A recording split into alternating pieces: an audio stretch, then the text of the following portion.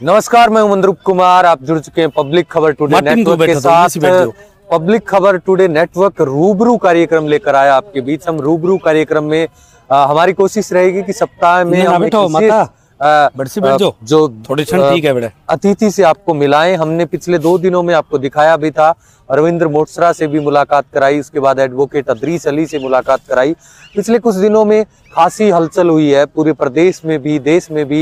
हिमाचल गुजरात के चुनाव परिणाम आए, सरदार शहर उपचुनाव के परिणाम आए, भादरा में भी जयदीप डूडी पूर्व संसदीय सचिव ने कांग्रेस छोड़कर भाजपा का दामन थाम लिया। इसके अलावा सोसाइटी के चुनाव परिणाम भी आए। इसके अलावा आप देखें तो मुंसरी उपचुनाव का परिणाम भी आया। बहुत दिनों बाद हम आपकी मुलाकात कराएंगे। रवि बंसल युवा नेता है, भारतीय जनता युवा मोर्चा के जिला महामंत्री, आजकल निशाने पर रहते हैं खुद भाजपा के नेताओं पर, और खास तौर पर जब से गांधी प्रकरण हुआ, चिड़िया गांधी प्रकरण हुआ, गोकसी का प्रकरण, उसके बाद सभी नेताओं के निशाने पर युवा नेता रवि बंसल है। लेकिन उन्होंने अपने आप को साबित किया है। सोसाइटी के चुनाव में गांधी में उन्होंने अपना एक बोर्ड बना लिया, सभी ग्रामीणों के साथ मिलकर 7 सदस्य उनकर जीत कर आए। और उसके बाद खासी बौखलाहट हुई गांधी गांव में। इनके खिलाफ एक प्रकार से महापंचायत बुलाई गई। उसमें क्या कुछ रहा, हम तमाम पहलुओं पर रवि बंसल से चर्चा करेंगे। रवि जी, सबसे पहले तो आपका बहुत बहुत स्वागत है पब्लिक खबर टुडे नेटवर्क पर। धन्यवाद जी, थैंक यू सर। पिछले कुछ दिनों में काफी सारी घटनाएं एक साथ हो गई। जयदीप डूडी बीजेपी ज्वाइन कर चुके हैं और उनके साथ उनके फोटो आपके साथ सबसे पहले वायरल हो रहे हैं सोशल मीडिया पर। इसके अलावा गांधी बड़ी में सोसाइटी के चुनाव में आपने अपना बोर्ड बनाया। 7-5 के मतों के हिसाब से आपके लोग 7 लोग आपके जीत कर आए वार्डों में। सरदार सर उपचुनाव का रिजल्ट हालांकि कांग्रेस के खाते में रहा। गुजरात में प्रचंड बहुमत से बीजेपी आई और आपके खिलाफ गांव में भी खूब सारी गतिविधियां हुई। तमाम पहलुओं पर एक एक करके चर्चा करेंगे। सबसे पहले तो सोसाइटी चुनाव में आपने अपना बोर्ड अलग से खड़ा किया, बीजेपी के खिलाफ खड़ा किया, संजीव बेनीवाल गुट के खिलाफ खड़ा किया गया। ऐसा क्या नौबत आ गई? आप भी भारतीय जनता युवा मोर्चा में है, वो भारतीय जनता पार्टी में कद्दावर नेता है, अलग अलग ये पारी की शुरुआत कैसे करनी पड़ी? देखिए मनरूप जी, पहली बात तो कि सोसाइटी के चुनाव में पार्टी से कोई लेना देना नहीं था। बिल्कुल, सोसाइटी चुनाव में कोई सिंबल नहीं बढ़ता है। और दूसरा कि सोसाइटी चुनाव के अंदर 25 तारीख को फॉर्म भरे गए थे। हम लोगों को 23 तारीख को पता चला कि चुनाव लड़ना है। तो हम सब गांव के लोग बैठे थे। हमने ये मत किया कि किसी भी गांव के एक युवा साथी को निर्विरोध बना दीजिए। बिल्कुल, हमारी ये पहल थी। लेकिन उन लोगों को कहीं ना कहीं ये लगा कि किसी ऐसे युवा को बना देंगे जो हमारे 13-14 साल, जो अभी सोसाइटी के चुनाव से 2011 में हुए, तो 13 साल का जो पीछे का जो भी रिकॉर्ड था वो कहीं ऐसा ना हो, उसमें कहीं खलल ना पड़ जाए, हमारी कोई ऐसी चीज उजागर ना हो जाए। और वैसे भी वो लोग किसी युवा को नहीं चाहते हैं। जैसे पिछला अध्यक्ष आपने देखा होगा मेरे गांव गांधी बड़ी का, कोई नहीं जानता कि वो अध्यक्ष है क्या। उम्रदराज व्यक्ति है, पढ़ा लिखा है नहीं, नॉलेज नहीं है, एक तरह से रिमोट कंट्रोल में कहूंगा कि एक तरह से रिमोट है, और उसका जो पावर थी वो किसी और के इशारे पे चल रही थी। हमने ये कहा कि किसी एक युवा को, किसी भी गांव के युवा को, मैं ये नहीं कहता कि वो रवि बंसल की तरफ से हो या किसी और की तरफ से हो, हमने कहा सर्व सहमति से आप किसी एक युवा को अध्यक्ष बना दीजिए, चुनाव करवाने की कोई जरूरत नहीं है। लेकिन जैसे ही ये प्रस्ताव हमने वहां भेजा तो उनके कुछ नूरिये जमा लिए थे। उन्होंने कहा कि नहीं, चुनाव कराएंगे और ये जो रवि बंसल है इसको इस चुनाव में दिखाएंगे, इसको नीचे बिठा देंगे, गाँव हमारे साथ है, ऐसे करके उन्होंने कुछ ऐसी बातें फैलाई। हमने कहा ठीक है, अगर आपका चुनावी मूड है तो आप चुनावी मूड में आ जाइए। हमने 25 तारीख को फॉर्म भर दिए, उन्होंने भी फॉर्म भर दिए। विडंबना ये रही कि हमने 12 कैंडिडेट थे हमारे, एक एक हमने डमी भरा, हमारे पास 24 कैंडिडेट थे। अच्छा। लेकिन उनके पास नौबत यह आ गई कि एक पूर्व विधायक, मैं स्पष्ट कहूंगा, 24 तारीख को रात को 2 बजे हमने खुद देखा कि वो कैंडिडेटों के घर जा रहे थे, कुंडी खड़का रहे थे कि कल 25 तारीख के आप फॉर्म भर दीजिए, आप कैसे खड़े हो जाइए, जिताएंगे हम। उनको ये नौबत आई हुई थी। फिर भी चलो यदा कदा करके उन्होंने अपने 12 कैंडिडेट खड़े कर दिए। एक परिवार से दो दो तीन तीन कैंडिडेट खड़े किए। उनके कैंडिडेट और हमारे कैंडिडेट में देख लीजिए, उनके एक दो कोई युवा थे तो थे, बाकी हमारे दो को छोड़ के टोटल युवा साथी थे। क्योंकि हमने पहले ही कहा था कि युवा और एक्सपीरियंस जो लोग हैं उनका गठजोड़ करके हम सोसाइटी के अंदर अच्छा बोर्ड बनाएंगे। उसके बाद मनरूप जी, हम लोगों ने जैसे ही हम लोगों ने चुनाव मैदान में उतरे, किसी ने हमें ये नहीं कहा कि आपको वोट नहीं देंगे, आपकी ये कमियां हैं। मैंने एक दिन 58 चाय का रिकॉर्ड तोड़ा था चुनाव। अच्छा। जब वोट मांग रहा था 58 चाय पी थी मैंने। तो मैंने, मेरा जो साथी था संजय पुनिया जो अभी अध्यक्ष बनाए, उनको कहा कि मेरे मुंह में छाले हो गए हैं, 58 चाय पिए, लोगों का प्यार मिल रहा है। उनकी तरफ से ये नौबत थी मनरूप जी कि वो जब जा रहे थे तो वो ये कह रहे थे, कुछ वोटर पूछ रहे थे कि आप किसकी तरफ से खड़े हो। तो मैं कहा मैं तो निर्दलीय खड़ा। अच्छा, उन्होंने गुट का नाम उन्होंने पार्टी का नाम नहीं लिया, गुट का नाम नहीं लिया, किसी बड़े आदमी का नाम नहीं लिया, क्योंकि उनको पता था कि जिस आदमी का नाम लेंगे उसके नाम विरोध इतना है कि वोट नहीं आएंगे। अच्छा। मेरे पास भी ऐसा एक फोन आया कि ये कैंडिडेट आया हुआ है, वो ये कह रहा है कि जी मैं तो निर्दलीय खड़ा हूँ। मैंने कहा अगर वो कैंडिडेट अगर निर्दलीय कह रहा है तो हम सारे के सारे कैंडिडेट बिठा देंगे, उनको हैंड फ्री करके मेरे से बात करवा दीजिए और उनको कह दीजिए।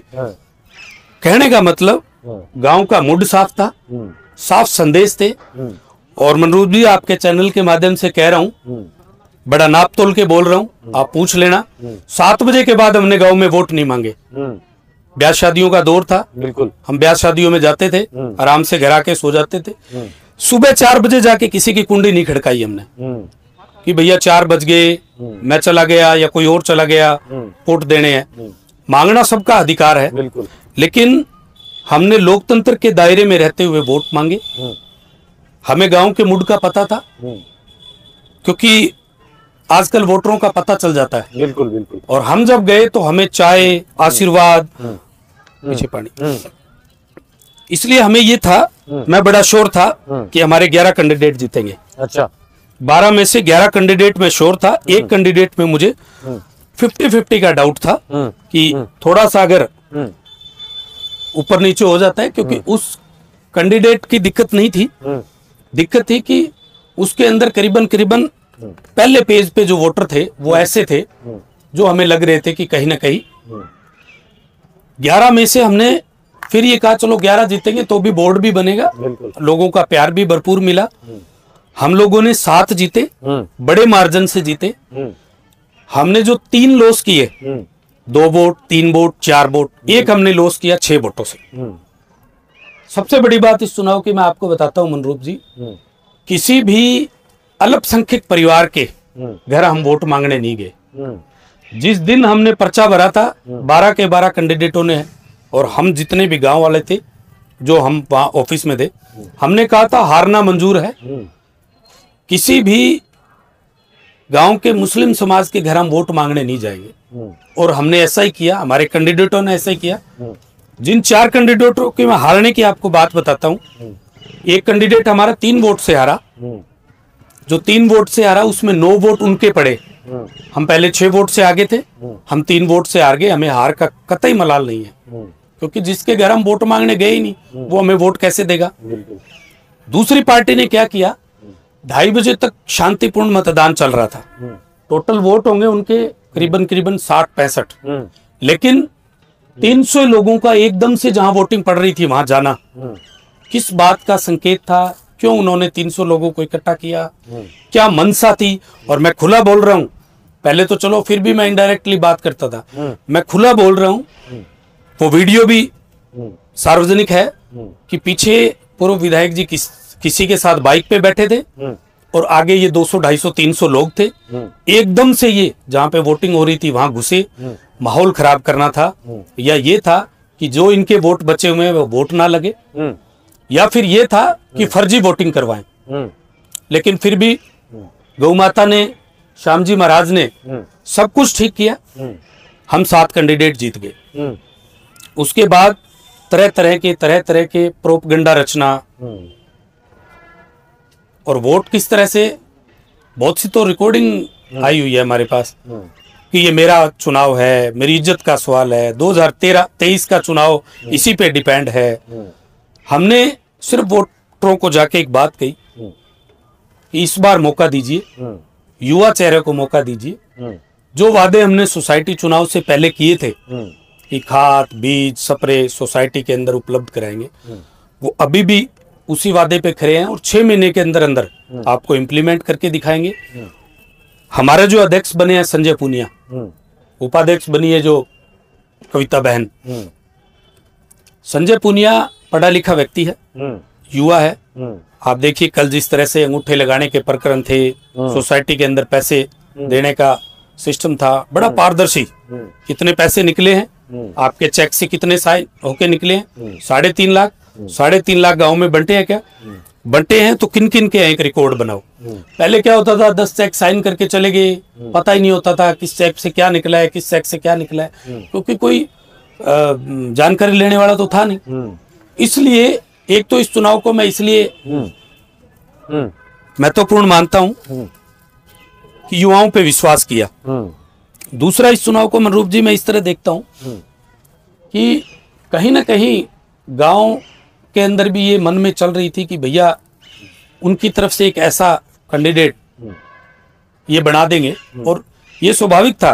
मान लो जिस कैंडिडेट ने हमारे सामने अभी अध्यक्ष पद का चुनाव का पर्चा भरा, उस व्यक्ति का पर्चा तब भराया उन्होंने जब उनके पास 5 थे। अगर उनके पास 7 आ जाते तो पूर्व विधायक जी के परिवार से जो सदस्य 10 नंबर में खड़ी थी, उनका पर्चा भरा जाता। अच्छा, क्लियर था। उनके परिवार के लोग भी चुनाव में थे। उनके सगे भतीजे की बेटे की वाइफ 10 नंबर में थी, जो 3 वोटों से हम लॉस किया हमने। अच्छा, वही आना था। और जीतने के बाद के जो ड्रामे थे वो आपने सोशल मीडिया और उनपे देखे होंगे कि भैया उनके साथ जीत गए, पर 7 तो उनके जीते हैं, लेकिन अध्यक्ष बड़े घराने का बनेगा। कभी 5 लाख के ऑफर, ट्रैक्टर का ऑफर, 10 लाख के ऑफर, 20 लाख के ऑफर। ये पैसा कहां से आया? या तो उनको ये पता था कि जो अध्यक्ष बनेगा वो इस पैसे की भरपाई करेगा, इसका मतलब सोसाइटी में चोरी तो होती है, या फिर उन्होंने कहीं इधर उधर से कमाए हुए हैं, तो उन्होंने इतने बड़े बड़े ऑफर रखे थे। 20 लाख का ऑफर रखने वाला क्या? चुनाव में 20 लाख? हाँ, ट्रैक्टर दे देंगे। और उनका मैंने तो ये तक सुना है कि उनका आपस में ये भी हुआ है कि जो 10 नंबर के कैंडिडेट थे, उनके ससुर जी ने कहा था कि मैं 2 कैंडिडेट ले आता हूँ, जैसे भी ले आऊंगा, लेकिन अध्यक्ष तो मेरी पुत्र वधू बनेगी। तो उन्होंने खूब ऑफर दिए, रात को 2-2 बजे तक ऑफर आए हैं। हमें जिसके पास ऑफर के लिए वो जा रहे थे, हमें वो दिखा रहे थे कि देखिए 20 लाख रुपए, 10 लाख रुपए के लिए ऑफर आए हुए। तो कहने का मेरा मतलब है मनरूप जी कि ऐसा उन्होंने क्या कमाया है सोसाइटी से, या क्या कमाने वाले थे? मनसा तो उनकी जाहिर थी। अब गांव ने जनमत दिया है, उसको स्वीकार करना चाहिए। अच्छा। हमारे साथ ऐसा होता, अगर हम लूज कर जाते तो हम अध्यक्ष का फॉर्म भी नहीं भरते उनके सामने। मान लो हमारे 5 आ जाते तो हम अध्यक्ष का फॉर्म नहीं भरते, क्योंकि गांव ने उनको जिताया है। बिल्कुल। लेकिन इन्होंने तो खरीद फरोख्त शुरू कर दी, ये बाड़ाबंदी कर लो जी, ये कर लो जी, उनको उठा लो जी, ये कर लो जी।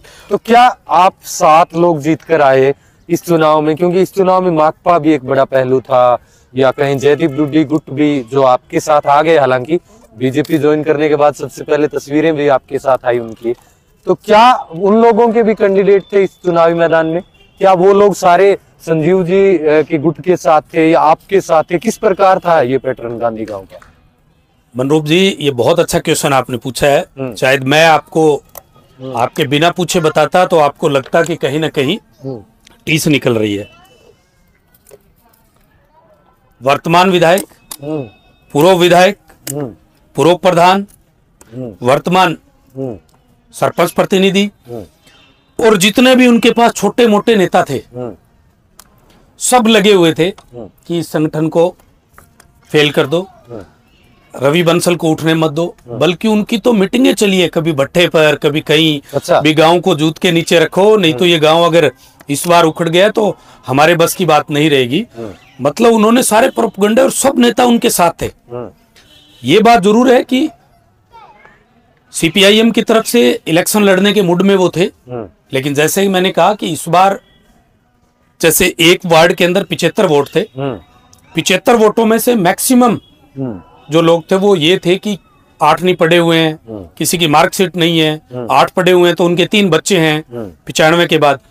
तो उस 75 में से ऐसे 5-6 लोग ही थे, सूटेबल लोग थे जो चुनाव लड़ सकते हैं।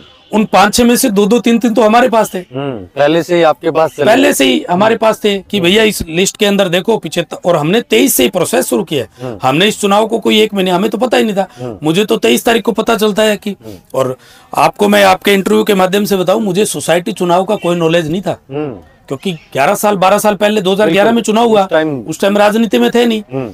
उस टाइम तो कहते थे 9 वोट लगते हैं, 7 वोट लगते हैं, उस टाइम ये था, प्रक्रिया अलग थी। तो इन्होंने भी कोशिश करी थी, कम्युनिस्ट लोगों ने भी कोशिश करी कि हम लोग चुनाव में अपना कैंडिडेट उतारें, लेकिन इनको कहीं ना कहीं कैंडिडेट नहीं मिले।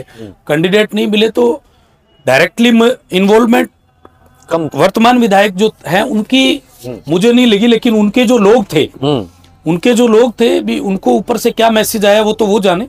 वो लोग खूब लगे हुए थे, क्योंकि हम जहाँ जा रहे थे वहां हमें पता भी चल रहा था कि मान लो वो लोग आपके खिलाफ थे या आपके साथ थे? वो हमारे खिलाफ थे। अच्छा, यही तो कह रहा हूं मैं, सारे बड़े नेता हो चाहे वो छोटे नेता हो, वो सारे हमारे खिलाफ थे। तो अब ये तय हो चुका है कि गांधी गांव एक प्रकार से गोकसी प्रकरण के बाद खास तौर पर जो रवि बंसल गुट कहें या ग्रामीणों का एक गुट कहें, उसके साथ रहेगा आगामी राजनीतिक जितने भी चुनाव होंगे या जो बड़े फैसले होंगे उसमें। देखिए, गांव का मूड साफ है।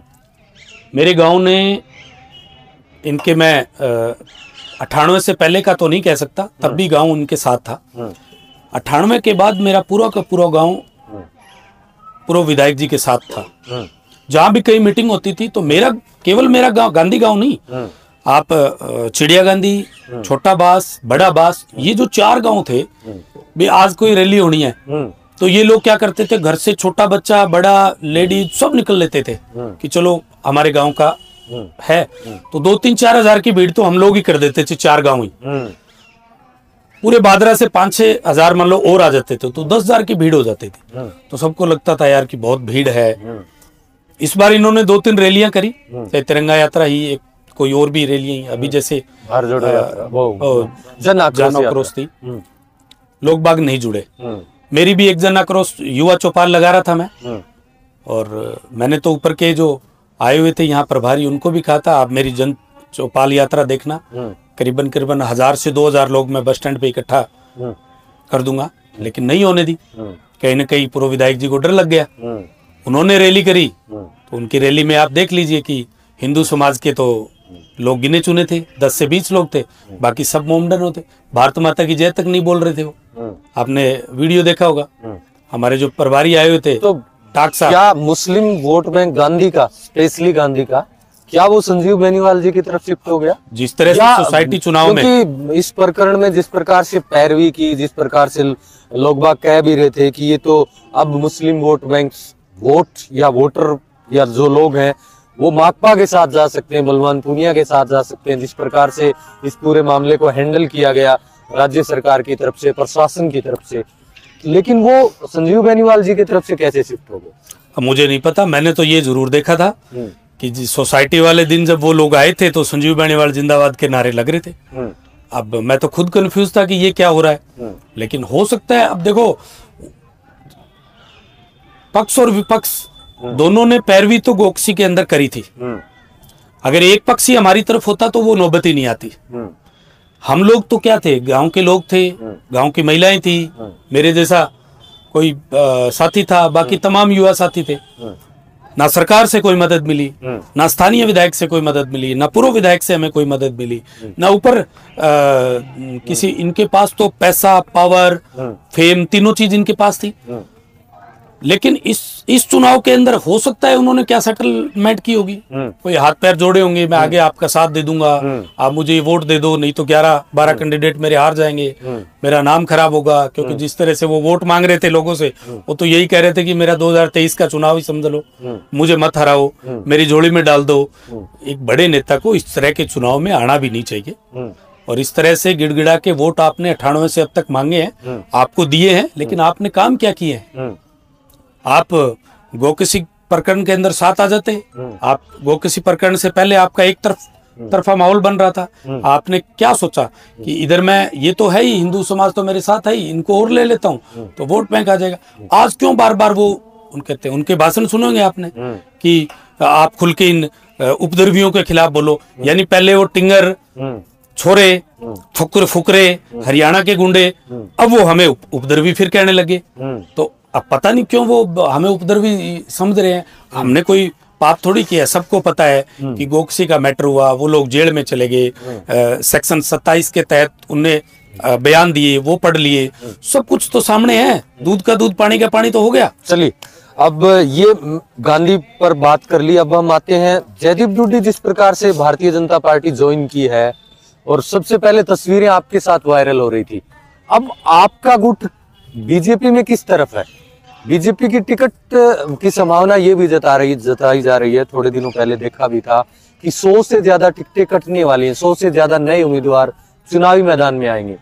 पहला सवाल तो ये, क्या आप भी एक प्रकार से अब गांधी बड़ी गांव से निकलकर पूरी भादरा की राजनीति करने वाले हैं, या सिर्फ गांधी गांव की राजनीति तक सीमित रहेंगे?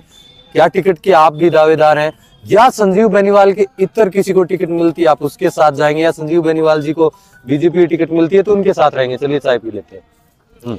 देखिए, पहली बात तो आपने कहा कि जयदीप जी के साथ सबसे पहले आपकी फोटो आई। मैं अपने आप को सौभाग्यशाली समझता हूं कि मैंने भारतीय जनता पार्टी, मेरे परिवार में एक सदस्य को, चाहे हालांकि मैंने ज्वाइन नहीं करवाया उनको, और मुझे तो अगर ये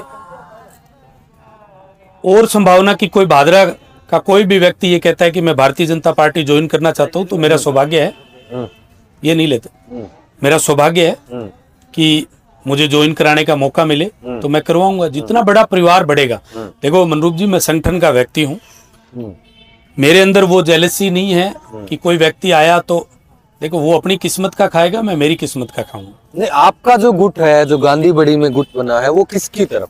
क्योंकि नहीं, कद्दावर नेता है संजीव बेनीवाल जी, टिकट कट सकती है, हालांकि कयास ये लगाए जा रहे हैं, अगर लेकिन टिकट नहीं कटती है तो आपका गांव क्या फैसला लेगा? क्योंकि एसपी सिंह संभवतः चुनावी मैदान में आएंगे, बलवानपुर या मार्क्सवादी कम्युनिस्ट पार्टी से रहेंगे, कांग्रेस की संभवतः टिकट आए ना आए कुछ भी पता नहीं है। इस लिहाज से आप लोग क्या करने वाले हैं? क्योंकि अब 2023 चुनाव का बिगुल बज चुका है, और भादरा की राजनीति तो वैसे ही एक्टिव मोड में रहती है, और अभी से लोग कयास ये लगा रहे हैं। आपके पास जो गांधी बड़ी, चिड़िया गांधी, सरदारपुरा बास, साहूवाला, मलखेड़ा, इन गांव में हमने सुना आपके पास जो तकरीबन 9-10 हजार वोटों का वोट बैंक एक प्रकार से हो चुका है, और राजनीति में वोट बैंक इंपॉर्टेंट रहता है, आप चाहे इसे सिरे से खारिज करते, उसका क्या करेंगे अब? देखिए, वो तो भविष्य के गर्भ में है। अभी भादरा विधानसभा का चुनावी मूड शुरू नहीं हुआ है। जिस दिन चुनावी मूड शुरू होगा, एक दूसरा इंटरव्यू ले लेंगे, मैं फिर आपको कई पत्ते खोल दूंगा। इसलिए अभी जो भविष्य के गर्भ में है वो गर्भ में ही रहने दे। बाकी मैंने आपको फिर शायद एक पिछले इंटरव्यू में भी कहा था कि भारतीय जनता पार्टी वो पार्टी है जो कभी भी ये नहीं सोचती कि हमें टिकट किसको देनी है, ये जिताऊ कैंडिडेट है या नहीं है। भारतीय जनता पार्टी ये सोचती है कि इसकी विचारधारा क्या है, लोगों के प्रति ये जाते कितने हैं, सोच क्या है। दूसरा, जैसे आपने कहा कि गुजरात के अंदर कितने युवाओं को मौका दिया है पार्टी ने, 40% से ज्यादा नए लोगों को। जिस देश के अंदर 65% युवा 40 से ऊपर की जो उम्र है वो 65% है। बिल्कुल। तो युवाओं को स्वाभाविक है, अब मैं सीधा नहीं कह सकता कि मुझे क्या देगी, मुझे तो कोई दायित्व दे, मुझे तो ड्यूटी दे। वो ड्यूटी मैं तो पहले भी मैंने निभाई है। आपने 2018 का इलेक्शन देखा होगा, मैंने कितनी बाइक रैली करी है, जितनी भी बाइक रैलियां थी वो मैं करता था, क्योंकि युवा मोर्चा का होने के नाते हम लोग बाइकों की रैली हो गई, चौपाल हो गई, युवा चौपाल हो गई, नुक्कड़ सभाएं हो गई, ये हम युवाओं के हिस्से में आती है। इसलिए मैं तो अभी भी कहता हूँ, पार्टी जो दायित्व देगी उस दायित्व को बखूबी निभाएंगे। किसको टिकट देगी, क्या करेगी, वो तो ऊपर का काम है, वो लोग जाने। हमें तो जिसको टिकट मिलेगी हम तो उनके साथ हैं। क्या आप चुनाव लड़ने के लिए तैयार है? अगर भारतीय जनता पार्टी आपको उम्मीदवार बनाती है तो क्या आप तैयार हैं पूरी तरीके से चुनाव लड़ने? तो युवाओं के और तहसील के अगर आशीर्वाद देगी तो ऐसा कोई व्यक्ति है जो ये कह दे कि मैं चुनाव नहीं लड़ूंगा? आज नॉन पॉलिटिकल किसी से भी पूछोगे कि भारतीय जनता पार्टी आपको टिकट दे रही है, आप चुनाव लड़ोगे क्या, वो भी कहेगा हाँ। आपने सिरसा का एग्जाम्पल देख लो, राजू रातू सरिया जी पता ही नहीं था लोगों को राजू रातुसरिया जी कौन है। इस इलेक्शन के अंदर गोपाल कांडा जी अपनी तरफ से लड़ रहे थे, गोकुल सेतिया अपनी तरफ से लड़ रहे थे, तो भारतीय जनता पार्टी की तरफ से राजू रातुसरिया को टिकट दे दी। लोगों ने कहा ये कैंडिडेट कौन है।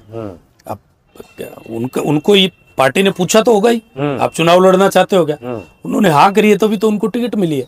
हाँ, चलिए अब हम इस बात पर आते हैं। संभवतः जन आक्रोश यात्रा को आपने भी गहराई से देखा होगा, हमने भी कई जगह देखा, लेकिन जन आक्रोश यात्रा में वो आक्रोश दिख नहीं रहा, लोग नहीं उमड़ रहे हैं। संजीव जी भी थोड़ा सा बैकफुट पर लग रहे हैं, फ्रंट फुट पर नहीं चल रहे हैं आजकल इन दिनों। और चर्चा ये भी है कि एसपी सिंह थोड़े दिन बाद अर्जुन राम मेघवाल जी के साथ ज्वाइन करने वाले हैं भारतीय जनता पार्टी, और संभवतः उनकी ज्यादा पिछले 10-15 दिनों में एक माहौल बन रहा है कि एसपी सिंह को बीजेपी की टिकट तय हो चली है, और संजीव बेनीवाल जी बीजेपी के हर एक प्रकार से फिट भी नहीं बैठते, जिस प्रकार से वो जन आक्रोश यात्रा में आक्रोश नहीं दिखा पा रहे हैं, लोग नहीं जुड़ रहे हैं। मुंसरी का उपचुनाव वो हार गए, गांधीबड़ी में सोसाइटी का चुनाव वो हार गए, और सोसाइटी के चुनाव में भी मार्क्सवादी कम्युनिस्ट पार्टी बीजेपी से आगे रही। इसके अलावा नगरपालिका के उपचुनाव हुए, नगरपालिका बोर्ड नहीं बना पाए, यहाँ तक कि पंचायत समिति में बीजेपी माकपा दोनों 10-10 पर थी, फिर भी खराब रणनीति के कारण शायद भाजपा पंचायत समिति में भी अपना बोर्ड नहीं बना पाई। ये सारे फैक्टर, और वो खास तौर पर 20,000 प्लस वोटों से भी हारे हैं, और भारतीय जनता पार्टी से उनका कोई एक प्रकार से नाता नहीं। आपका भारतीय जनता युवा मोर्चा उनके खिलाफ रहता है, आरएसएस भी उनके खिलाफ रहती है। क्या टिकट कटने वाली है, क्या कुछ जुगाड़ है? वो तो मैंने बताया ना, टिकट का मेरे जैसे एक सामान्य कार्यकर्ता को क्या पता कि टिकट कहाँ से मिलती है, टिकट कौन बांटता है।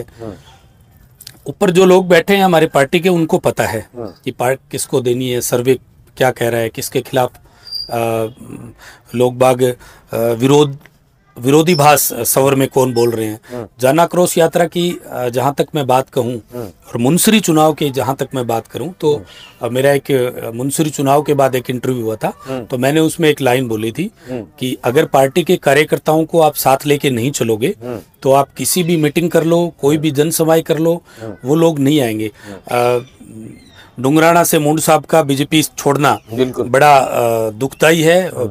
पर्सनली तौर पे मैंने उनको फोन भी किया, उससे पहले भी मैंने फोन किए, बाद में भी किए, क्योंकि देखो इस वक्त आज पूरे राजस्थान के अंदर एक लहर बनी हुई है कि भारतीय जनता पार्टी आज 150 सीटों से भी प्लस राजस्थान में सीटें लेगी। और भादरा के अंदर आपका ब्लॉक का उपचुनाव होता है, जबकि महज जुम्मा जुम्मी 8 महीने 9 महीने चुनाव के रहे हैं, क्योंकि बाद में तो अभी 4-5 महीनों में तो आचार संहिता लग जानी है। आप वहां पे इतने बड़े मार्जिन से हारते हो। मुंसरी चुनाव 509 वोटों से हारने वाला चुनाव नहीं था। पिछली बार 23 वोटों से जबकि उनकी सरकार को बने हुए 1 साल हुआ था। आप हो सकता है उस टाइम ये सोचे कि चलो विधानसभा में जो विधायक उसके साथ जाने का लोगों का मूड होता है, लेकिन इस बार तो अभी 8-9 महीने और इतने बड़े मार्जिन से आप हारते हो। इसलिए हारते हो क्योंकि आप कहीं ना कहीं, चाहे यहाँ के पूर्व विधायक हो, चाहे उनके साथ रहने वाले नूरिये जमालिये हो, उनको कोई फिक्र नहीं है कार्यकर्ताओं की। मैंने बहुत से ऐसे कार्यकर्ताओं से बात करी है जिनको सुबह शाम भारतीय जनता पार्टी के अलावा कुछ नहीं दिखता है, उनको जोड़ने का काम नहीं करते हैं वो। कोई कार्यकर्ता रवि बंसल के साथ अगर फोटो भी खिंचा लेता है और वो है उनका, है पार्टी का, तो अगले दिन ही उसको टेढ़ी नजर से देखना शुरू कर देते हैं। अगले दिन से उनको सोशल मीडिया पे उनके जो लोग हैं वो ऐसे ऐसे कमेंट मारने शुरू कर देते हैं कि वो हताश होकर वो फिर साइलेंट होकर बैठ जाते हैं। आपको कार्यकर्ता में एनर्जी भरने का जिस टाइम काम करना चाहिए, उस टाइम आप एनर्जी भरने की बजाय उनको डाउन कर देते हो। आपने कहा कि मुंसरी चुनाव हारे जरूर हैं, लेकिन आपको एक हारने के बाद एक समीक्षा बैठक करनी चाहिए कार्यकर्ताओं के साथ। क्यों हारे हैं, रीजन क्या रहा है। आपने कहा कि प्रधान के अंदर जब इलेक्शन थे ब्लॉक के, तो 10 उनके आए और 10 हमारे भारतीय जनता पार्टी के आए। मैं मनरूप जी आपके चैनल के माध्यम से कहता हूं, अगर मैं उनकी जगह होता तो प्रधान भारतीय जनता पार्टी का बना के लेके आता। उन्होंने तो अपने बेटे, यही तो बात है। जब उनके पास 4 निर्दलीय आ रहे थे, जब गणपति में उनकी सारी बातें हो चुकी थी, तो उनको कहना चाहिए था भी ये 10 बैठे हैं, आप 4 और लेके आ जाइए, 14 कैंडिडेट आपके पास हो गए। आपको जो अच्छा लगे, युवा हो, एक्सपीरियंस वाला हो, भादरा तहसील का ध्यान रखने वाला हो, 49 पंचायत है, उन सरपंचों को अच्छी ग्रांट देने वाला हो, कोई भेदभाव नहीं करने वाला हो, आप इसमें से चुन लीजिए। भारतीय जनता पार्टी का प्रधान बन जाता, कोई दिक्कत नहीं थी। और वहां पर तो अजीतपुरा से श्रीदेव जी जीत कर आए थे, वो बीजेपी के और संजीव जी के साथ थे। सब बाद में उन्होंने, हालांकि वो माकपा के साथ चले गए, वो अगर उनका चेहरा शायद रखते तो शायद संभवतः आज बीजेपी का प्रधान होता। उसमें दो बातें हो जाती, एक तो आपका बीजेपी का रूठा हुआ जो परिवार था अजीतपुरा वाला, वो आपको वापस मिल जाता। एक आपके पिछले चुनाव में जो आपके झगड़ा भी प्रधानी पे हुआ था, तो वो उनको दे देते तो वो निपट जाता। दूसरा, हमारे भारतीय जनता पार्टी का यहाँ प्रधान बन जाता। लेकिन उन्होंने कभी पार्टी की तो चिंता ही करी नहीं, उनका तो मोह परिवारवाद में है। जब सब कहते थे कि भैया प्रधान इनकी वाइफ को नहीं बनाना है, नहीं करना है, तो कहां से गठजोड़ करके उन्होंने प्रधान अपनी वाइफ को बना दी। आज बेटे को वो प्रधान बनाना चाहते हैं। सब कुछ उनको चाहिए। एक चुनाव लड़ो ना आप, आपको जनता इतना प्यार प्रेम देकर 98 में एमएलए बनाया, 13 में एमएलए बनाया। आप तो एक एमएलए की सोचिए कि मुझे एक एमएलए बनना है, बाकी इस विधानसभा से जो भी, चाहे वो जोन का हो, चाहे वो ब्लॉक का हो, चाहे वो सरपंच का हो, चाहे वो सोसाइटी का हो, चाहे वो कोई भी चुनाव हो, उनको लड़ाइए ना, कार्यकर्ता को लड़ाइए, ताकि कार्यकर्ता भी तो, कोई भी कार्यकर्ता हो, किसी न किसी आपके साथ लगा है, तो उनकी भी इंटेंशन यही होती है कि मैं सब कुछ छोड़ के राजनीति में आया हूं, तो मुझे कोई तो पद मिले। बिल्कुल। तो आपने वो यूज कर दिया। दूसरा, मैं एक आपको और बात कहता हूं, चेयरमैन का आपने चुनाव देखा भादरा के अंदर। बिल्कुल। मैं फिर दावे के साथ कहता हूं, अगर मेरे पास वो चेयरमैन के जितने भी कैंडिडेट थे, मेंबर बने हुए थे, दूसरी बार तो लग भी रहा था कि आपका बन जाता, लेकिन आपने बाड़ाबंदी में खाली आपके वोट बैंक के लिए आपने किसी दूसरे बंदे को टारगेट करके उस को मरवा दिया। आपने कभी सोचा ही नहीं कि चेयरमैन भादरा का मैं बनाऊं। अगर आप तसल्ली से बनाते तो चेयरमैन बना पड़ा था। आप उतने ही कैंडिडेट मुझे दे दीजिए आज, और दोबारा कह दीजिए चुनाव, मैं चेयरमैन बना देता हूं। तो आप एक तरफा सोचोगे कि मुझे पार्टी के लिए सोचना है बस, तो आप सफल हो सकते हो। आप सोचोगे कि मुझे सोचना ही परिवार के लिए है, भी सब कुछ मेरे परिवार में आ जाए, तो फिर कैसे होगा ये पॉसिबल। क्या संजीव बेनीवाल जी का जिक्र हम कर ही रहे हैं, क्या उनके दिमाग में ये है कि मुस्लिम वोट बैंक भी उनके साथ रहे तभी वो चुनाव जीत सकते हैं? क्योंकि संभवतः 2013 के चुनाव में हमने जो पोजीशन देखी, तब हाजी दाऊद खान कुरैशी निर्दलीय चेहरे थे और उनको 15,000 वोट मिला था। तब शायद भारतीय जनता पार्टी यहाँ पर जीतने में कामयाब हुई थी, क्योंकि अगर वो हाजी दाऊद कुरैशी उस समय चुनाव नहीं लड़ते तो वो वोट है, जाहिर सी बात है, वो कांग्रेस के पास जाता और फिर शायद कांग्रेस के उम्मीदवार यहाँ पर जीतते। लेकिन ऐसा हुआ नहीं। इस वजह से शायद भारतीय जनता पार्टी के जो कदावर नेता संजीव बेनीवाल ये सोच रहे होंगे कि इस बार चुनाव जीतना है तो शायद मुस्लिम वोट बैंक की ज्यादा जरूरत है। नहीं, मैं तो खुले तौर पे कह रहा हूँ, आप कितना भी इन लोगों को कितना भी फायदा दे दीजिए, कितना भी रिझा लीजिए, लेकिन जब वोटों का टाइम आएगा तो मैं गारंटी के साथ कह सकता हूँ ये लोग आपके साथ रहेंगे ही नहीं। तो उस वोट बैंक का आप क्या करोगे? जो पांच साल तो आपके साथ रहे और जिस टाइम वोटिंग की बात है उस टाइम वो खिसक जाए, तो इससे अच्छा है कि आप कहीं 10% 20% किसी ऐसे व्यक्तियों को जोड़िए जो आपको 5 साल भी साथ दे और वोटों के टाइम भी साथ दे। तो ये तो क्लियर है कि ये तो अभी भी चुनाव आ जाएंगे तो क्या ये मानने बैठे हैं, या तो इनकी मंशा दूसरी होगी कि मुझे भैया कहीं अलग जाना है, तो ये जो वोट बैंक है मुस्लिम वोट बैंक, ये मेरे साथ आ जाए। क्या लग रहा है, वो कांग्रेस के लीडर थे और कांग्रेस के स्वभाव से ही मेल खाते दिखते हैं संजीव बेनीवाल। जाहिर तौर पर वो बीजेपी में जरूर है, लेकिन इस बार सुनने में आ रहा है कि टिकट कटेगी और कांग्रेस का एक प्रकार से यहाँ पर खाना खाली है किसी बड़े नेता के लिए, क्योंकि एसपी सिंह भी बीजेपी में जा रहे हैं और जयदीप जी को आप बीजेपी में ले ही जा चुके हैं। ऐसे में क्या कांग्रेस के साथ वो वापस जा सकते हैं, क्योंकि दल बदलने की नीति यहाँ के नेताओं की पुरानी रही है?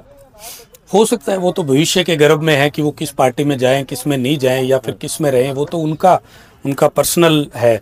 दूसरा, जयदीप जी का मैं आपको बताऊं तो जयदीप जी लालचंद जी के टाइम से भारतीय जनता पार्टी परिवार के ही थे। वो बीच में ठीक है, मान लो मैं गांधी का रहने वाला हूँ और मेरे ननियाल 5 साल चला जाऊं तो मैं ननियाल का थोड़ी हो जाऊंगा। वो बीच में चले गए थे, वापस आ गए, ठीक है, परिस्थितियां उस टाइम ऐसी बन गई थी, क्या नहीं थी, उनकी 8 में टिकट कटी, निर्दलीय चुनाव लड़ा, परिस्थितियां ऐसी बनी कि वो कांग्रेस में चले गए, क्योंकि ऊपर सरकार कांग्रेस की आ गई थी, चलिए वापस आ गए। लोग बात कह रहे हैं, खास तौर पर गांधी और यहाँ पर आपके विपक्षी जितने भी, वो कह रहे हैं कि रवि बंसल गांव में अपनी राजनीति चमकाना चाह रहे हैं, गांधी गांव का वो सरपंच बनना चाह रहे हैं, या गांधी गांव से ब्लॉक मेंबरी जीतना चाह रहे हैं। क्या ऐसा ही उद्देश्य है या कहीं बाहर निकलने की भी मंशा आपकी? नहीं ये बात अगर कोई आपको कह रहे तो आप देखिए कि मैं पिछले 2-3-4 महीने से विधानसभा में मेरे किसी भी मित्र की शादी हो, रिश्तेदार में शादी हो, मैं वहां जा रहा हूँ। कोई कांड मुकांड है, मैं वहां जा रहा हूँ। गांधी बड़ी की रही बात सरपंच की, तो आप मेरे से एक स्टाम्प लिखवा लीजिए कि मैं कभी गांधी बड़ी गांव की सरपंची का चुनाव नहीं लड़ूंगा। आप एक स्टाम्प ले आइए, मैं साइन कर देता हूँ। और आपके चैनल के से जो बाइट दे रहा हूँ उस बाइट को भी आप रिकॉर्ड रखिए। आपका निशाना फिर विधानसभा चुनाव मेरा कोई मैं ये कह सकता हूँ कि गांधी गांव के अंदर सरपंच एक युवा होगा, कोई भी हो। अब वो तो आगे क्या। अच्छा, ये थोड़े दिन पहले ये खेल हुआ, मौजूदा जो सरपंच है नंदलाल विश्व जी, उन्होंने गांव में एक महापंचायत बुला ली, आपके खिलाफ एलिगेशन लगाए गए और शायद उस पंचायत में उस एलिगेशन को किसी ने सही ठहराया नहीं। किसी आपके खिलाफ ये प्रचार किया गया कि आपके ताऊजी जब सरपंची का चुनाव लड़ रहे थे, सुगन जी वेद, वो संजीव जी खेमे से थे और अपोजिट थे नंदलाल विश्व जी। आपके खिलाफ शायद ये आरोप लगाया गया अब इस महापंचायत में कि आपने नंदलाल विश्व को वोट बेच दिए 3 लाख रुपए में, ऐसी कोई बात थी? तो उस महापंचायत का क्या उद्देश्य था? आपको सिर्फ सोसाइटी चुनाव में आप जीत गए उसकी रड़क निकालने के लिए, उसका एक प्रकार से उस हार को भुलाने के लिए आपके खिलाफ ये प्रोपेगेंडा रचा गया? देखिए, झूठ के पांव नहीं होते। झूठ थोड़े दिन बाद झूठ को पोलिया हो जाता है और सच्चाई चाहे स्लो चले लेकिन वो मुकाम तक पहुंच जाती है, मंजिल तक पहुंच जाती है। इन्होंने मेरे पे एलिगेशन लगाया कि मेरे जो अग्रवाल समाज है, जो मेरा बढ़िया समाज है, मैंने उनके सारे वोट नंदलाल जी को डलवा दिए। ये एलिगेशन लगाए थे। बदले में ये कह रहे हैं मैंने उनसे 3 लाख रुपए लिए। पहली बात तो गांधी बड़ी का जो सरपंच प्रतिनिधि है, उनके अंदर एक भगवान ने म्याद डाली है। म्याद समझ रहे हो ना, कि इतने टाइम के बाद ही चलेगी, बाद में वो एक्सपायर हो जाएगी। गोकसी के अंदर पहले 5-6 दिन ये हमारे साथ नहीं आते हैं, गांव के साथ नहीं आते हैं, फिर एकदम से लेटर पैड भी दे देते हैं, गांव के साथ आ जाते हैं। उनकी इतनी वीडियो आती है कि इन मोमडनों को ये कर दो, इनको घर से निकाल दो, ये फला फला सारी आती है। जेल के अंदर होते हैं, उसके बाद ये लोग, हमें पता चलता है कि नंदलाल बिच्छू वापिस उन लोगों का हितैषी हो जाता है। सडनली ओमवादी की और नंदलाल की एक वीडियो आती है, उसमें वो तरह तरह की बातें करते रहते हैं। उसी दिन वो मंदिर में बैठ के माफी मांगते हैं कि मैं तो दारू पिया हुआ था, भावुक हो गया, बूढ़ा आदमी हूँ, मुझे तो दारू पिला दी, दारू पिलाने के बाद मैंने बोल दी। सेम सिचुएशन है। मैं आपको बताता हूँ, 2-3 दिन के बाद वो फिर दारू पी के कहेंगे कि मुझे ये रवि के खिलाफ किसी ने बुलाया था। अच्छा, अब वो नाम किसका लेंगे वो पता नहीं, क्योंकि वाया तो 2-3 नाम हमारे पास आ चुके हैं। बिल्कुल, वाया इसलिए आ चुके हैं क्योंकि सोसाइटी का जो चुनाव था वो इनसे नहीं पचा। नंबर 2 बात कि वो ये कह रहे हैं कि मुझे तो उसने बोल दिया था, इसलिए मैंने भावुकता में आके रवि का नाम ले लिया, महापंचायत कर ली। कभी वो अभी फोन पे किसी को ये बोलते हैं कि पैसे की तो कोई बात ही नहीं थी, रवि के पापा घर पे आए और मुझे गाली गलौज करके चले गए, तो इसलिए मैंने वो महापंचायत करी। अब महापंचायत का उद्देश्य आपको मैं एक चीज आपके चैनल के माध्यम से बताता हूँ। जब वो महापंचायत करने लगे तो उनसे बोला नहीं गया कि किस टॉपिक पे मुझे बोलना है। अच्छा, तो वो अंदर अटल सेवा केंद्र में गए, उन्होंने एक पहुआ लिया, पहुआ मारा। अच्छा, और बाहर आके जिस तरह से वो मतलब दूध रहे थे, कांप रहे थे, उन्होंने बोल दिया कि मैंने मेरे पैसे लिए हुए हैं, उसने ये है वो है, उन्होंने बात बोल दी। अब उस पंचायत के अंदर आपने देखा होगा कम से कम 20 लोग मेरे गांव के उस पंचायत में ये बोले कि तू रवि के पैसे की बात कर रहा है, वो तो छोड़, हमारे पैसे दे। किसी के 7 लाख, किसी के 5 लाख, किसी के 3 लाख, किसी ने 2 लाख। बल्कि अब तो लोग मुझे ये कह रहे हैं कि अच्छा हुआ ये महापंचायत होगी तो हम तो इससे पैसे मांगने बन गए, नहीं तो ये हमें तो मना ही कर रखा था। और होड़ भी सबको पता है कि चुनाव में और ये होड़ बहुत शर्तें लगती है। कुछ लोगों को तो जैसे मान लो 5 लाख की नंदलाल ने किसी ने शर्त लगा ली, जीत गए, तो नंदलाल ने उस दूसरे वाले पार्टनर को कहा कि पैसे तो मुझे मिले नहीं, लेकिन हारने वाले से वो पैसे ले आया। तो मेरे गांव में ये भी चिट्ठा खुला है। अब शुक्र है कि नंदलाल ने ये जो महापंचायत करी उससे नंदलाल को लॉस हुआ है। और मैं तो नंदलाल से अभी भी कहता हूँ इस चैनल के माध्यम से कि भगवान को जान देनी है, मुझे भी भगवान को जान देनी है, नंदलाल जी को भी भगवान को जान देनी है। मैं गौशाला चला जाता हूँ, वो गौशाला आ जाएंगे, गौ माता के सर पे हाथ रख देंगे, मैं रख दूंगा, वो रख देंगे। और मैंने ये भी सुना है कि गौ माता हो चाहे बेटे हो चाहे बेटी हो, किसी के सर पे हाथ रख के कसमें खा जाता है झूठी। लेकिन मैंने उनको फिर एक बात कही कि 1 घंटा या 2 दिन की खुशी के लिए तो वो हाथ रख देगा, लेकिन भगवान कभी उसको फिर माफ नहीं करेगा, गौ माता उसको माफ नहीं करेगी। आज मैं 2 पल की संतुष्टि के लिए तो झूठी कसम खा लूंगा, लेकिन फिर मेरे गिरगिराहट तो रहेगी कि यार मैंने झूठी कसमें खाई है, तो उसका दंड मुझे भुगतना पड़ेगा। और आजकल तो आप देख रहे हो, आज आप कुछ गलत काम कर दो, आपका 2 महीने बाद रिजल्ट आ जाता है। बिल्कुल आता है, बिल्कुल। तो ये नंदलाल बिच्छू का किस्सा भी बड़ा अजीब हो चला है, क्योंकि जिस प्रकार से वो बार बार रिएक्ट करते हैं हर चीजों पर, वो लोग उनको अब नॉन सीरियस पॉलिटिशियन कहने लगे हैं, खासतौर पर क्योंकि वो उनके खिलाफ चुनाव लड़ा आपके ताऊजी ने, तब आप संजीव बेनीवाल खेमे से आपके ताऊजी ने उनके खिलाफ चुनाव लड़ा। अब वो संजीव बेनीवाल जी के साथ हो चले हैं, शायद उन्होंने बलवान पुनिया से किनारा कर लिया है, लेकिन मुंसरी उपचुनाव में हमने देखा वो वोट मांग रहे थे माकपा के। तो ऐसा क्या हो रखा है, कभी वो इधर कभी इधर, ये कुछ समझ में नहीं आया। मंदरूप जी, 2-3 बातें उनके बारे में ऐसी है जो मैं चैनल के माध्यम से बता नहीं सकता। जिस तरह के उन्होंने पाप किए हुए हैं, भगवान उनको कभी माफ नहीं करेगा। दूसरा, सरपंच जी चुनाव में नंदलाल बिच्छू नहीं जीता। सरपंच चुनाव के अंदर पूर्व विधायक संजीव बेनीवाल हारा था, मेरे ताऊजी भी नहीं हारे। लोगों को रिएक्शन क्या हो गई, ताऊजी का 15 साल उनके खिलाफ विरोध करना और सडनली संजीव के साथ आ जाना, ये लोगों को कहीं भी भाई नहीं थी। उसी दिन चुनाव का रिजल्ट आ गया था। नंदलाल बिच्छू कितनी कोशिश कर लेता, अगर मेरे ताऊजी अकेले खड़े होते तो नंदलाल बिच्छू नहीं जीतता, गांव मेरे ताऊजी को जिता देता। अभी भी मैं वही बात कह रहा हूँ कि गांव अभी भी कह रहा है कि हमने नंदलाल बिच्छू को नहीं जिताया, हमने तो संजीव बेनीवाल को हराया है। इसलिए ये बंदा सरपंची चुनाव निकाल गया, नहीं तो इस बंदे को कोई वोट देने के लिए इसलिए तैयार नहीं है कि इसके पीछे के आप करते देखोगे तो कोई दे ही नहीं सकता उसको वोट। इसलिए गांव के लोगों को अब ये दुख हो रहा है कि गांव का एक जनप्रतिनिधि दारू पी के गौ माता के बारे में, रवि बंसल के बारे में, या 4 चीजें और, अभी कल भी एक वीडियो आई थी आपने देखा होगा कि बाईपास के ठेके पे नंदलाल बिच्छू दारू पी रहा था, वो वीडियो भी सार्वजनिक। कहीं ना कहीं किसी दूसरे गांव में या कहीं तहसील के किसी गांव में जब बात जाती है कि ये कौन है, एक तो ये होना चाहिए कि भैया ये गर्व से कहना चाहिए भी ये गांधी गांव का सरपंच प्रतिनिधि है, तो गांव के आम आदमियों को भी घमंड होता है कि हमारे गांव का सरपंच अच्छा है। लेकिन अब दुख हो रहा है क्योंकि रोज पलटी मारनी, कभी आपने सरपंची चुनाव में वीडियो नहीं देखा था कि पूर्व विधायक संजीव बेनीवाल के पीछे दौड़ रहा है, गालियां निकाल रहा है, बिल्कुल सारी चीजें थी। आज वो उनको प्यारे लगने लगे।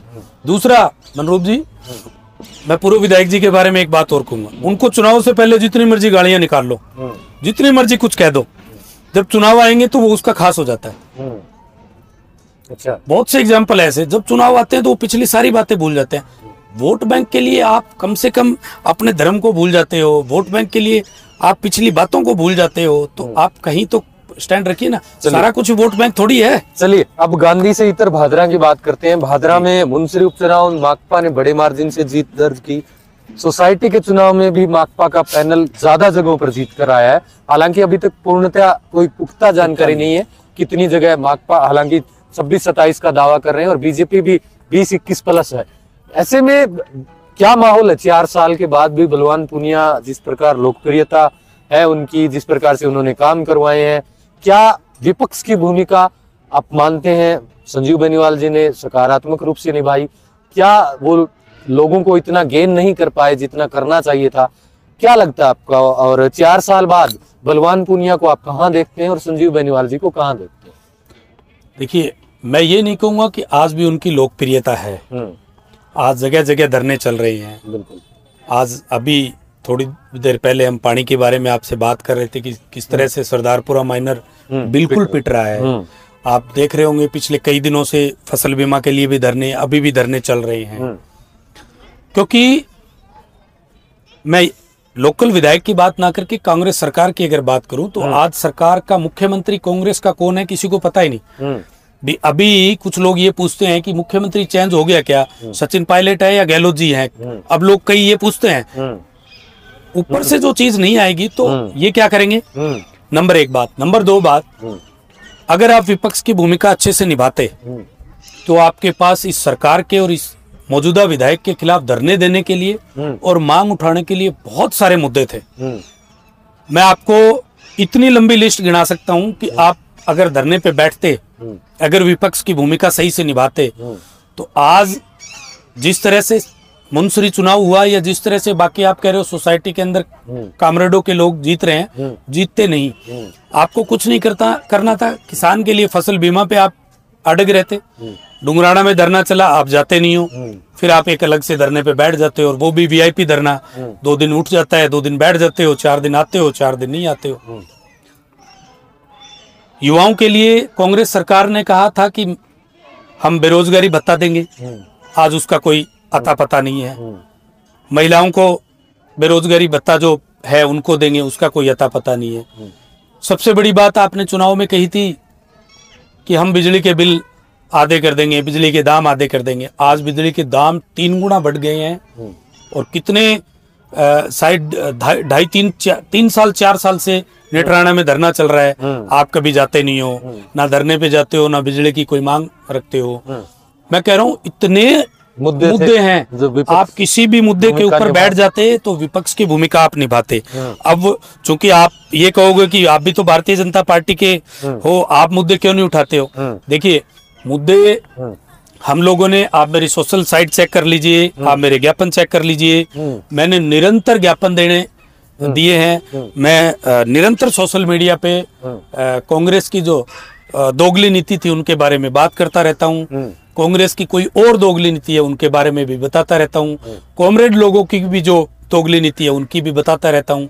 लेकिन कहीं ना कहीं आप 2018 चुनाव में भारतीय जनता पार्टी के नुमाइंदे थे। बिल्कुल 60,000 से ज्यादा वोट आप 60,000 वोट मिले हैं। आप लोगों को सक्रिय भूमिका में आना चाहिए। सक्रिय भूमिका में आने के बाद आप लोगों को भादरा के अंदर जो भारतीय जनता पार्टी, चाहे युवा मोर्चा हो, चाहे भारतीय जनता पार्टी के कार्यकर्ता हो, आपको उनको साथ लेके रणनीति बना के 5 दिन पहले आप एक फॉर्मली मीटिंग कर लो कि फला डे पे हम तहसील के आगे बैठेंगे और भारतीय जनता युवा मोर्चा की ये भूमिका रहेगी, अपने लोकल कार्यकर्ता की ये भूमिका रहेगी। आप एक चार्ट बना लीजिए, आप एक रोड मैप बना लीजिए। आप देखिए ना कि पूरे 5 साल किस तरह से आप विपक्ष की भूमिका अदा कर सकते। लेकिन कहीं रोड मैप नहीं है। उनके जो छोटे युवराज हैं वो उनको कोई ध्यान नहीं है राजनीति के बारे में। अर्गलन बातें करना, जैसा मैंने कहा, मेरे साथ किसी ने फोटो खिंचा ली तो उसकी टांग खींचना, इस तरह से विपक्ष की भूमिका भी नहीं बना सकते आप, और कार्यकर्ताओं में जोश भी नहीं भर सकते आप। एक एनर्जी बूस्ट कार्यकर्ता में देना पड़ेगा। आज मैं वर्तमान विधायक बलवान पुनिया की बात कहूं कि वो कहते हैं कि जी उनका जलवा है, फला है। कहीं ना कहीं तो वो कार्यकर्ता में जान फूक ही रहे होंगे, थोड़ी बहुत तो भी जान फूक रहे, तभी तो कार्यकर्ता उनके साथ आ रहे होंगे। तो ये काम तो आप भी कर लो। कोई उसके लिए कोई ऊपर से कोई चीज लिखवा के लानी थोड़ी, आपको एनर्जी तो करनी है। आप हफ्ते में एक मीटिंग कर लीजिए, आप महीने में एक मीटिंग कर लीजिए। आप गांव में जाते हो, आप एक युवाओं की टोली बना लीजिए। जिस तरह अभी हमने क्या किया है, हमने हिंदू वाहिनी एक संगठन बनाया है। हिंदू वाहिनी संगठन से हम प्रत्येक गांव के अंदर 20-20, 40-40 लोगों की एक टीम बना रहे हैं, और उसका भी रजिस्ट्रेशन भी हम हिंदू वाहिनी संगठन का कर रहे हैं। उससे क्या होगा कि एक तो संगठन मजबूत होगा, क्योंकि संगठन में ताकत होती है। आप अकेले कुछ नहीं कर सकते हो। आप एक व्हाट्सएप ग्रुप आप बना सकते हो, आप एक फेसबुक उनका अलग बना सकते हो। कोई बात होती है तो आप उनको बता सकते हो और उनको कोई मैसेज डाल सकते हो। आप किसी भी गांव में जाते हो तो आपको 20 लोग आपके युवा मिल जाएंगे। आप उनसे पूछो कि भादरा तहसील के अंदर ऐसा क्या करें जिससे भादरा के किसानों का, भादरा के युवाओं का, महिलाओं का, या जो बेरोजगार लोग हैं उनका क्या कर सकते हैं। जैसे मैं आपको बार बार कहता हूँ कि गोगामेडी के अंदर हमारे इंडस्ट्रियल एरिया हुआ करता था, किसी टाइम में दाड़ों की फैक्ट्री हुआ करती थी। तो वर्तमान के विधायक भी कोई सुध नहीं ले रहे हैं, पूर्व विधायक ने भी कोई सुध नहीं ली। लेकिन मैं ये कह रहा हूँ कि जैसे ही भारतीय जनता पार्टी की राजस्थान में सरकार आएगी, हम लोग एक इकोनॉमिक जोन गोगामेडी के अंदर स्थापित करके, और रिलायंस के, अमेजोन के, फ्लिपकार्ट के जितने बड़े बड़े वेयर हाउस है, उन वेयर हाउस को यहाँ लेके आने के का काम करेंगे ताकि बीकानेर संभाग का एक हब यहाँ बन सके। तो उससे क्या होगा कि जितने भी भादरा तहसील के या आसपास के जो युवा साथी है, जो गुड़गांव दिल्ली में, जो एनसीआर में जॉब कर रहे हैं, वो लोग जॉब कर रहे हैं वहाँ, अच्छी बात है, लेकिन वो लोग ही यहाँ शिफ्ट हो जाएं, फैमिली में भी रहे, अपना घर में भी रहे और जॉब भी मिलती रहे। तो इस तरह का कोई रोड मैप तैयार नहीं कर रहे हैं। युवाओं के बारे में आप कोई सोच नहीं रहे हो। ठीक है, पुराने 2 4 5 मुद्दे थे वो उठाते थे, पुराने 4 5 मुद्दे हैं ये उठाते हैं, इसी में आप सोचते हो कि चलता रहेगा। चलिए, अगला विधानसभा चुनाव 2023 का किन मुद्दों पर लड़ा जाएगा? आपकी नजर में कौन से बड़े मुद्दे हैं जो हावी रहेंगे इस 2023 के विधानसभा चुनाव? देखिए, पहले तो मनरूप जी आपको एक तरफा किसानों के बारे में सोचना पड़ेगा। जिस तरह नहर की चाहे बारी हो, SYL का चाहे मुद्दा हो, आपने कहा 14 बिरानी गांव नहरी कर देंगे। 14 बिरानी गांव नहरी करने के लिए आपको एक चैन बनानी पड़ेगी। यहाँ MLA कम्युनिस्ट पार्टी का है, MP भारतीय जनता पार्टी का है, केंद्र में भारतीय जनता पार्टी के मंत्री हैं। यहाँ के जो कम्युनिस्ट के नेता हैं वो वहाँ जाना नहीं चाहते, उनके साथ वो तालमेल नहीं बैठाना चाहते।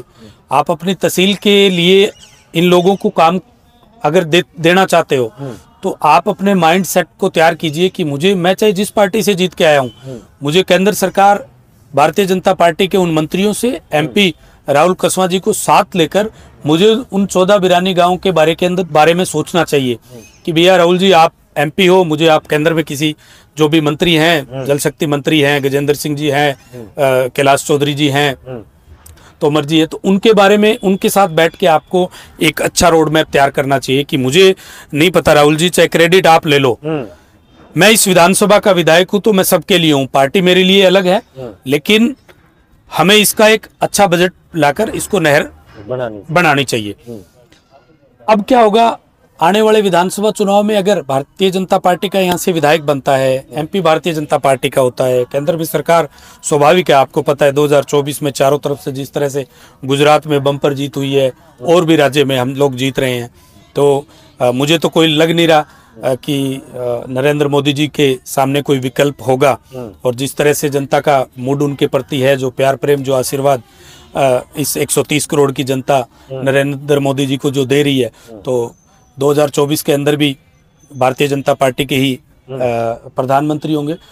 तो अगर ये तीनों चीजें करते हो, यहाँ का विधायक भारतीय जनता पार्टी का हो, MP भारतीय जनता पार्टी का हो, सरकार भारतीय जनता पार्टी का हो, तो आपको बैठ के पहला मुद्दा तो इन 14 बिरानी जो गांव हैं उनके बारे में सोचना चाहिए, क्योंकि ये बहुत बड़ा मुद्दा है और बहुत सालों का मुद्दा है, आप इसको क्लियर करना चाहिए।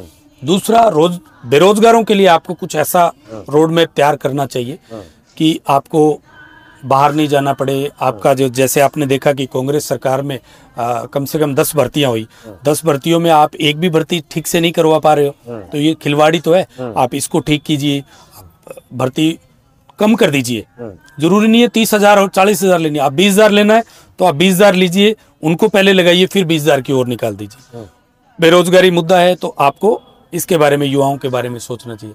जिस तरह से बिजली और इनके दाम कांग्रेस सरकार ने बढ़ाए हैं, फ्यूल चार्ज के नाम पर और किसी के नाम पर, आपको उनको कम करने चाहिए। क्योंकि कहीं ना कहीं आज आप देख लीजिए कि मैं स्पेशली अगर भादरा विधानसभा की बात करूंगा तो कोई बड़ा उद्योग नहीं है, कृषि पे ही हम लोग डिपेंड है, कोई भी हो। मैं अग्रवाल समाज से आता हूं तो मेरे पिताजी भी खेती करते हैं, तो मैं भी कृषि पे डिपेंड हूं।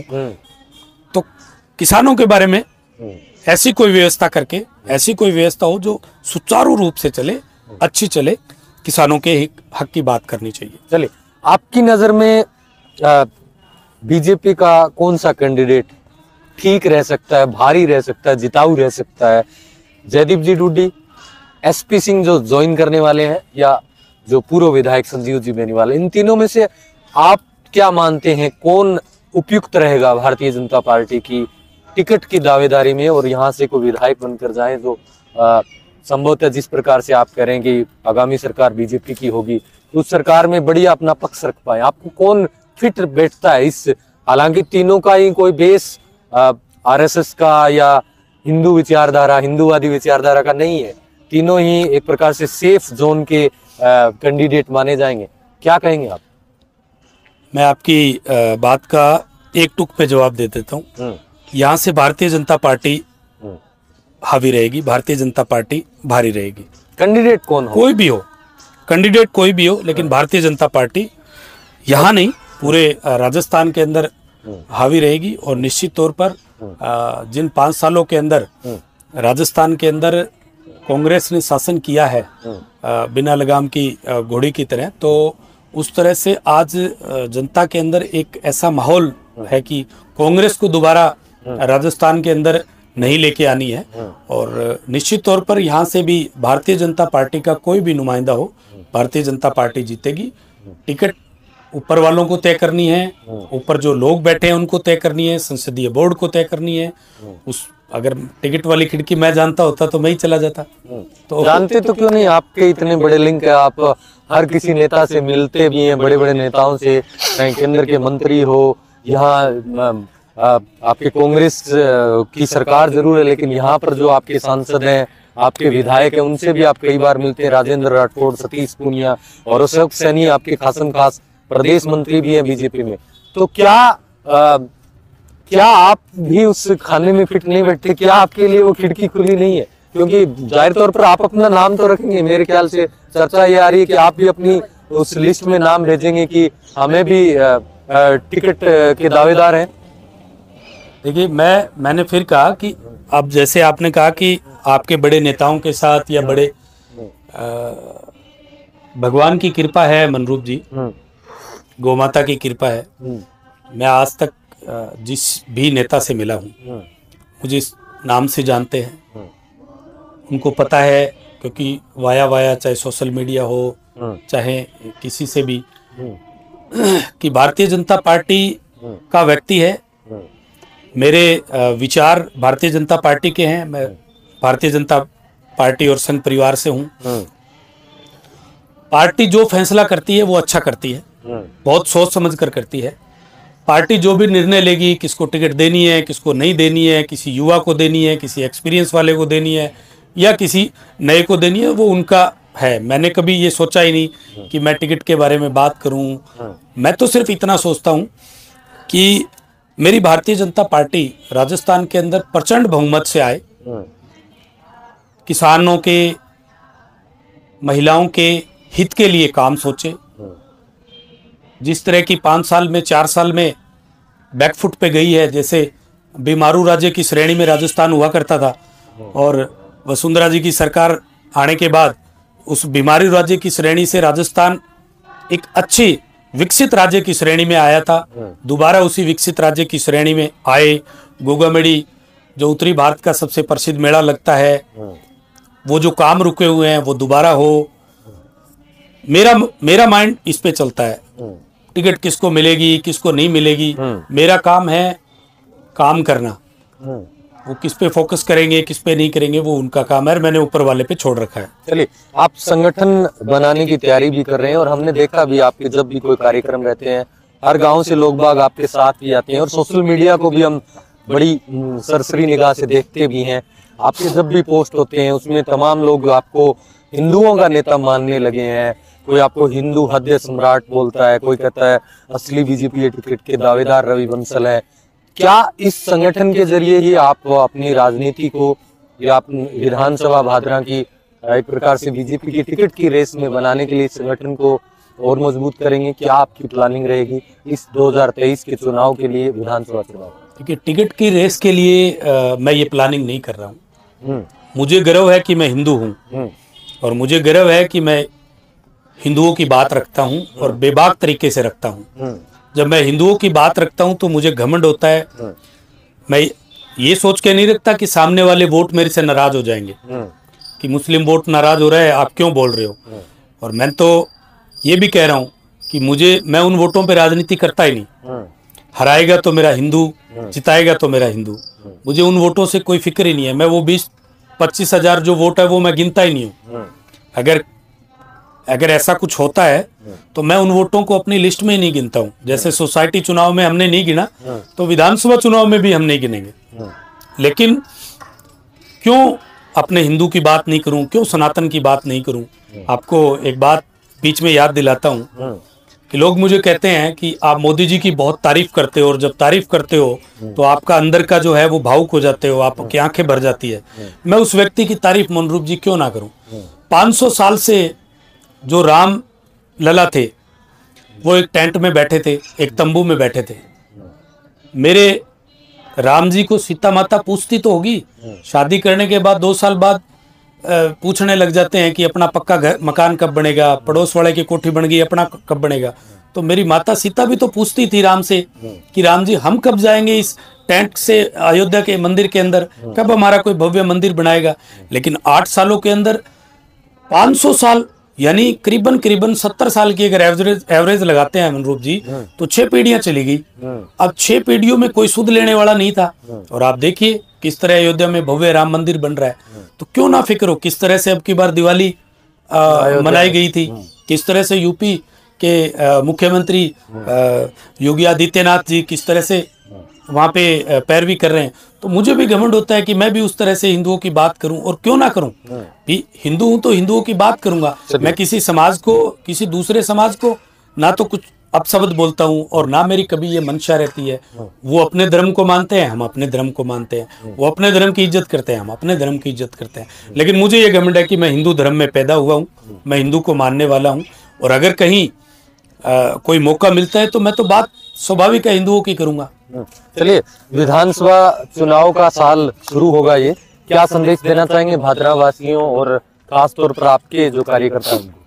देखिए, मैं तो भादरा वासियों को यही आपके चैनल के माध्यम से कहना चाहता हूँ कि कोई भी ऐसी अफवाहें, जिस तरह आजकल अफवाहें चल रही है, उन पे ध्यान न दे। सोशल मीडिया है, उसका सुचारू रूप से पॉजिटिव वे में उसका उपयोग कीजिए, नेगेटिव में मत कीजिए। क्योंकि बहुत से सोशल मीडिया के अंदर ऐसी चीजें आती है जिससे आप एकदम से संज्ञान लेते हो, और फिर आप एकदम से कहते हो कि ये क्या हो गया। आप उसको पूरा जांचिए, परखिए, फिर आइए।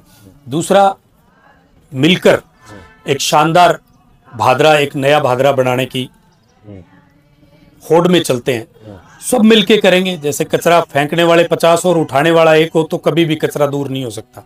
अगर उठाने वाले 50 हो, फेंकने वाला 1 हो, तो वो कचरा साफ हो जाता है। इसलिए साफ सुथरी राजनीति, युवाओं को खास तौर पर आगे आना चाहिए, क्योंकि जिस तरह से युवा आगे आएंगे, नई टेक्नोलॉजी आएगी, नया लोगों के पास संचार होगा। हमें एक अच्छा भादरा, एक नया भादरा, और मैं तो कहता हूँ इस बार राज नहीं रिवाज बदलेंगे। वो पूरे राजस्थान की भी बदलेंगे और भादरा की भी बदलेंगे। चलिए, खूब सारी शुभकामनाएं आपको, और धन्यवाद आपका समय देने के लिए। Thank you. रवि बंसल थे जिनसे हम चर्चा कर रहे थे, और नया नारा है। पिछले चुनाव में नारा था राज नहीं आवाज चाहिए, और इस बार कहा जा रहा है कि राज नहीं रिवाज बदलिए। देखने वाली बात यह है कि रवि बंसल जैसे युवाओं को कितना मौका देती है भादरा विधानसभा, और क्या कुछ रहने वाला इस चुनावी साल में। हम तमाम पहलुओं पर इनसे चर्चा की, खासतौर पर गांधी की राजनीति, संजीव बेनीवाल के साथ जो इनका विवाद चल रहा है उस पर, तमाम पहलुओं पर बड़ी बेबाकी से इन्होंने स्पष्टता से जवाब दिए। हम आगामी दिनों में भी आपके साथ जुड़ेंगे, और लगातार रूबरू कार्यक्रम के जरिए हम किसी न किसी प्रमुख व्यक्तित्व को आपके माध्यम से आपके लिए रूबरू करवाएंगे। धन्यवाद जुड़ने के लिए। अगर आप ये वीडियो हमारा यूट्यूब पर देख रहे हैं, हमारे चैनल को लाइक करें, सब्सक्राइब करें, फेसबुक और ट्विटर पर भी हमें फॉलो करना ना भूलें। धन्यवाद।